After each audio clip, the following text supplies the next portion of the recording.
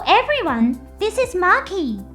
The new story and Gundams of the game you see engaged have been revealed.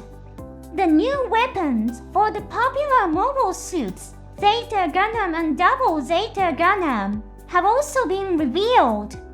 Let's have a look at what has been revealed. The newly released story is part of a project called Crossover UCE. It's not about tracing the actual history of the Universal Century, but rather experiencing the history as it was created within a database. It's a kind of simulation. That's why you see heroes from different works with very different timelines coming together. For example, Gundam Unicorn from UC 0096 and Victory Gundam from UC 153 appear together. In the new story, Zeta Gundam and Gundam Double Zeta will appear together in the era of Char's counterattack. Char's counterattack is a popular storyline in the Gundam series, where popular characters such as Admiral Ray and Charles Neville make their exit from the Universal Century saga. Among the fans, there's often a question, what were Camille Ben and Judao Ashti doing during Char's counterattack? This new story may provide an answer to that long-standing fan curiosity. The enemies will be the Nouvelle Zeon, led by Charles Neville. It appears that Haman, Khan, and Taptia Sirocco will be working with Char. These three clashed in the later stages of the Zeta Gundam story. Just seeing the three of them lined up together might make you think, won't this organization start falling apart from infighting right away? Nouvelle Zeon seems to be a name that reflects a new or evolved form of the traditional Zeon organization that Charles Neville led to Neo Zeon in Char's counterattack. The term Nouvelle implies a more innovative or renewed entity, suggesting that it may not be simply a continuation of the Zeon legacy, but something more modern or restructured. A similar example of this naming convention is the Nouvelle Gym 3 from Gundam Sentinel. The Gym 3 is a mobile suit that appears in the Universal Century timeline, specifically in Gundam Double Zeta and Char's counterattack. The Gym series dates back to the original mobile suit Gundam, where the Gym was introduced as a mass-produced mobile suit. The Gym 2 was an upgraded version, followed by the Gym 3, which was also a natural evolution based on its predecessors. However, the Gym 3 has a unique history. It was primarily an upgrade of already mass-produced Gym 2 units, rather than an entirely new mobile suit. In contrast, the Nouvelle Gym 3 was a newly manufactured unit, not just an upgrade. It used newly designed components, resulting in a more powerful mobile suit than the modified Gym 3. Following this naming convention, the term Nouvelle Zeon could imply that it represents something different from the original Zeon, or Neo Zeon. It may symbolize Char's commitment to building a new kind of organization, rather than simply inheriting the old Zeon ideology. Perhaps it reflects Char's decision to put aside past enmities and work with Haman and Shilko for a greater cause.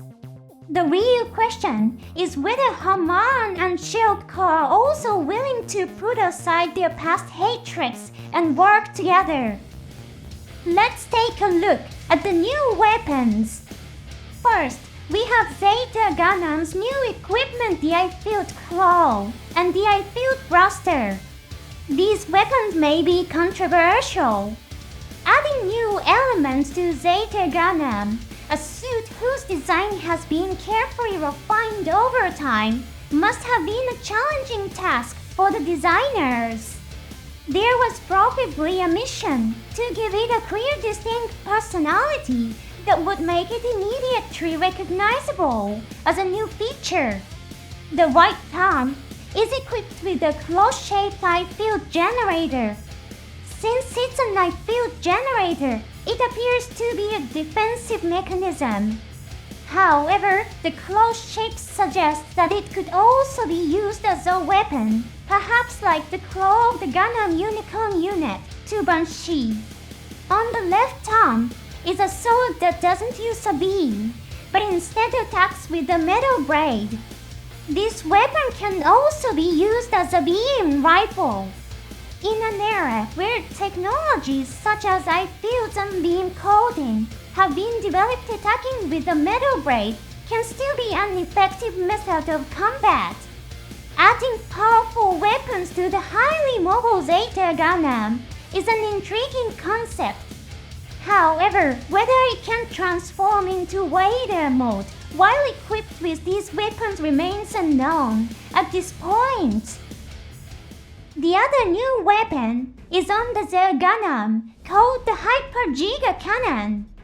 It seems to be an upgraded version of the Hyper Mega Cannon used by the prototype of the full armor Double Zeta Gundam, the first judging by its name and appearance. This weapon is used when it is attached to the backpack. Backpack-connected weapons often have a setting that allows them to use the energy of the generator directly, allowing them to fire powerful beams. The High Mega Cannon mounted on the head of Zeta Gundam shares this concept. It works by pushing all the generators to near overload, creating an extremely powerful beam. What kind of weapon is the Hyper Giga Cannon? The fact that a large weapon was at it suggests that it has a unique feature different from the High Mega Cannon. It's possible that it has a special generator inside designed to reduce the load on the main body of Zeta Gundam. According to the released specifications, it's described as a wide-range attack weapon.